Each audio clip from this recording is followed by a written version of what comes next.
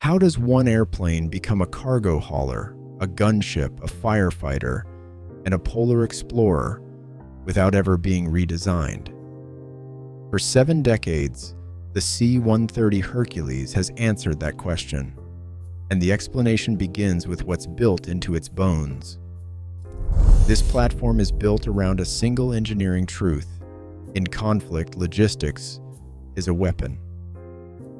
The Hercules prioritizes moving heavy weight over winning speed races. Its boxy cargo bay and integral rear ramp turn the fuselage into a rolling loading dock for vehicles and pallets. In 1982, during the Falklands War, the Royal Air Force relied on C-130s to bridge an 8,000-mile supply line from Ascension Island. Delivering ammunition directly onto the short, damaged runway at Stanley Airfield demanded exceptional short takeoff and landing performance, often abbreviated STOL. Turboprop power gave pilots the precise, low-speed handling needed to land on cratered strips, surviving where runways barely exist. This logistical survival instinct translates directly to civilian crises. After Hurricane Katrina in 2005 and the devastating 2010 Haiti earthquake, the aircraft became an immediate lifeline. When disasters shattered Port-au-Prince, leaving roads blocked and local airports crippled, these transports were the only fixed-wing assets able to deliver aid. Air crews flew non-stop sorties, filling the cargo hold with medicine, water, and food for isolated survivors. The bay became a pipeline for human recovery. Beyond hauling bulk cargo, the AR frame easily accepts specialized roll-on kits that completely change its purpose.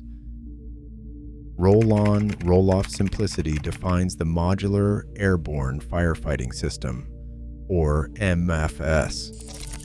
Within 4 to 8 hours, ground crews slide this self-contained 3,000-gallon retardant tank directly into a standard cargo bay, locking it to existing tie-down rings with no permanent structural redesign.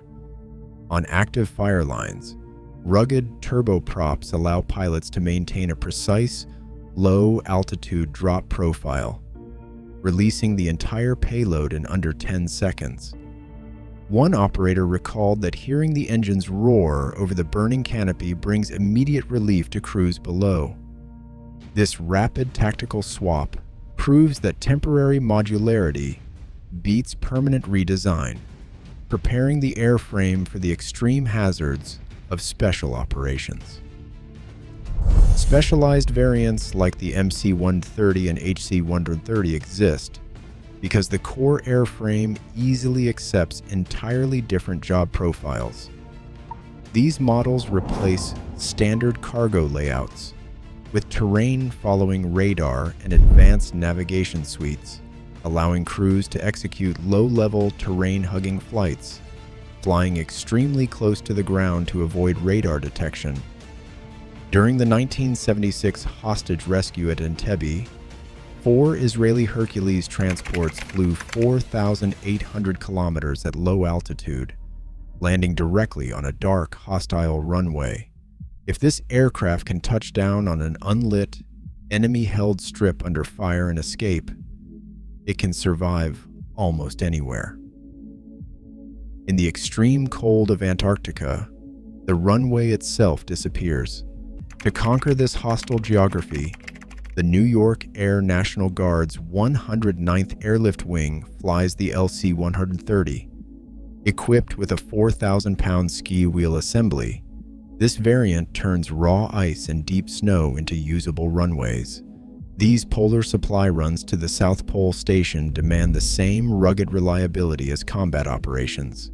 Here, where standard transports would freeze and sink, the Hercules slides safely to a stop. But conquering the ice was only a prelude to the aircraft's most famous and lethal transformation. The AC-130 gunship is the most radical transformation of the Hercules frame. By modifying the rugged fuselage to house side-firing weapons, including a 105mm howitzer, and integrating advanced infrared targeting sensors, engineers turned a tactical transport into a lethal ground support weapon. The basic firing logic relies on a steady pylon turn. The aircraft circles the target, allowing weapons mounted exclusively on the left side to maintain persistent, uninterrupted fire on a single point below. A retired gunner recalled the physical intensity of operating within this weapon-packed hold, proving this was a total structural rebuild. This high-endurance loitering capability provides ground troops with unmatched security. Yet, if this robust airframe can carry a massive arsenal, it can also fuel one. The KC-130 converts the transport into flying infrastructure, using a hose and drogue system to perform aerial refueling, the process of transferring fuel in flight to other aircraft. By carrying wing-mounted pods, the KC-130 extends the operational range of helicopters and fixed-wing jets, all while retaining its cargo-carrying utility.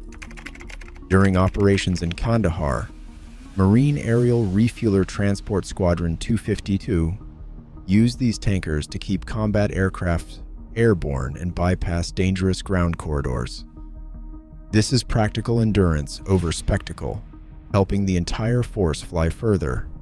Yet, the aircraft's final transformation is its most human, turning the cargo hold into a sanctuary. Within minutes, crews can strip the cargo bay and install litter racks, transforming the empty metal box into a flying intensive care unit.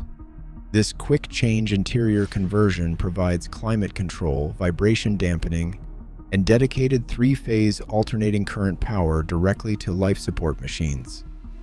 The airframe carries up to 74 wounded patients at a time, moving them from austere forward dirt strips directly to specialized trauma centers.